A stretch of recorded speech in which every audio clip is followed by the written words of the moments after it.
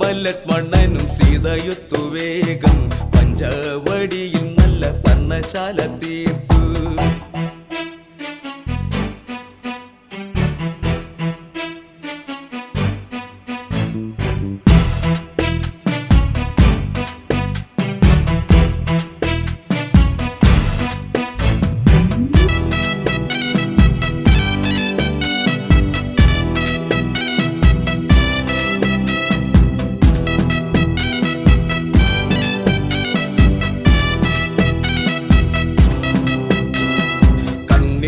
ചിമ്മി ചിമ്മി സീത നോക്കി മെല്ലെ